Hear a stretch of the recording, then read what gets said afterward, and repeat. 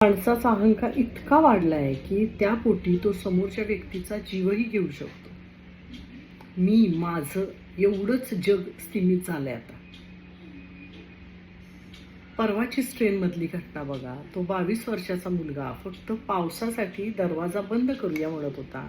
ते त्या व्यक्तीला सहन झालं नाही आणि त्याने जवळचा सुरा खुपसून त्या मुलाचा खून केला.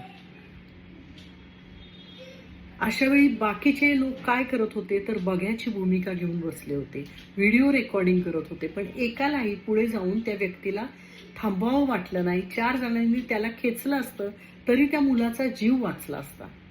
पण नाही, भ्याडपणा. दोन्हीही टोकं. एकीकडे माझ्या मनाविरुद्ध काही होता कामा नये ही वृत्ती, आणि दुसरीकडे आपल्याला काय करायचंय, काय चाललंय ते चालू दे ही वृत्ती. आणि दोन्हीही घातक समाजासाठी. का अशा वृत्ती वाढीला लागल्या असतील? का माणसाशी भ्याड झाली असतील?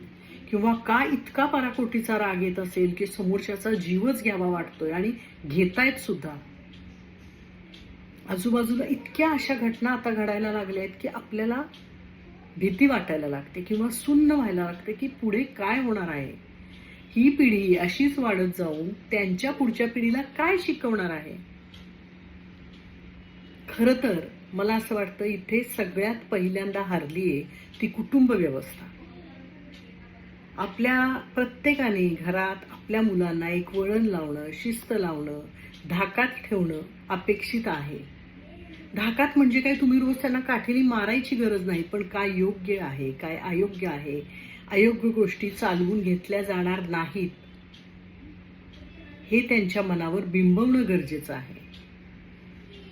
पैसा, पॉवर, सत्ता, बड्या लोकांच्या ओळखी या सगळ्या गोष्टींचा आपलेच पालक इतका वापर करतायत तर मुलांच्या मनावर काय परिणाम होणार?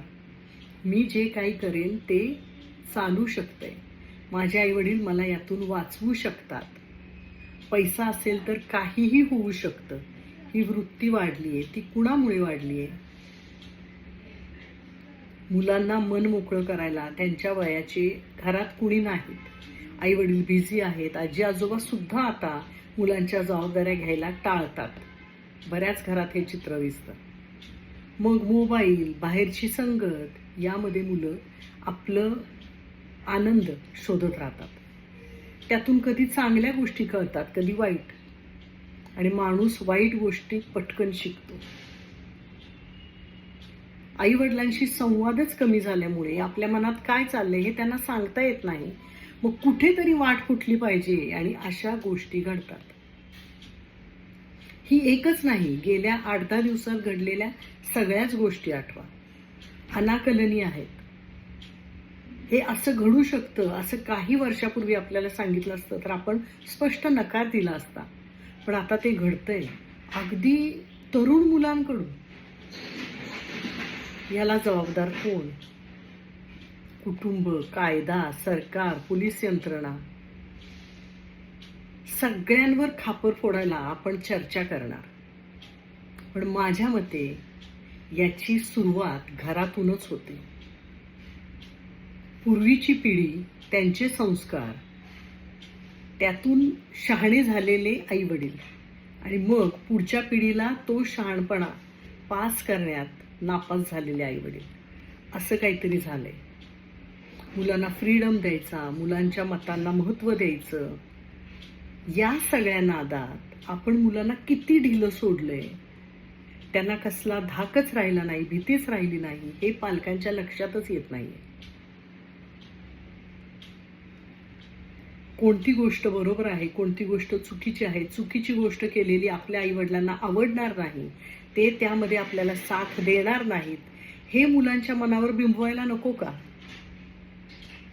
व्यसनं, वाईट संगत, वाईट गोष्टींच्या सवयी, हे सगळं एकदाही पालकांच्या लक्षात येत नाही का?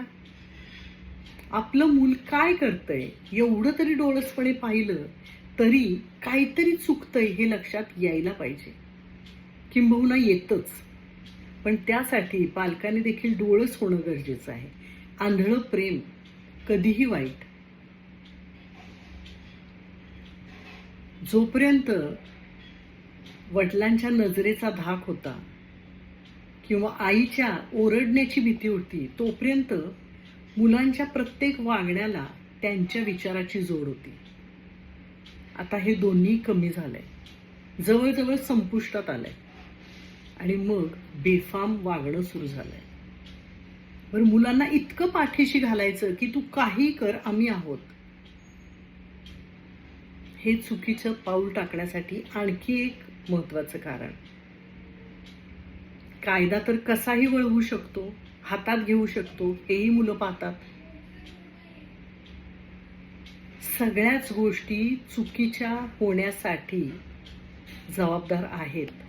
पण तरीही घराघरातून जर आपल्या मुलांकडे व्यवस्थित लक्ष जरी दिलं गेलं, मूल काय करतंय, कुणाशी बोलतंय, काय बोलतंय, कुणाबरोबर फिरतंय, या गोष्टींकडे जरी पाहिलं ना, तरी बऱ्याच गोष्टी टाळता येतील. कारण हा फरक आहे पिढ्यांमधला. सगळी माणसं समानच असतात. चांगली माणसं आणि वाईट माणसं ठरतात ती त्यांच्या अपब्रिंगिंगमुळे, संस्कारांमुळे. आणि आपण बहुतेक त्यात कमी पडायला लागलो. कारण या सगळ्या घटना दाखवून देत आहेत की आपण हरतोय, माणूस म्हणून, पालक म्हणून. आणि एक धोकादायक पिढी तयार झाली. त्यांना वेळेवर सावरणं गरजेचं आहे, त्यांना सांभाळणं गरजेचं आहे, तर पुढची पिढी शहाणी होईल. विचार करून बघा कोणत्या मार्गाने आता आपण चाललोय ते. आणि हे आटोक्यात आणण्यासाठी एकमेकांना जबाबदार धरण्यापेक्षा सगळ्यांनी मिळूनच काहीतरी केलं पाहिजे. निदान आपल्या कुटुंबापुरतं तरी, तर परिस्थिती सुधारू शकू आपण.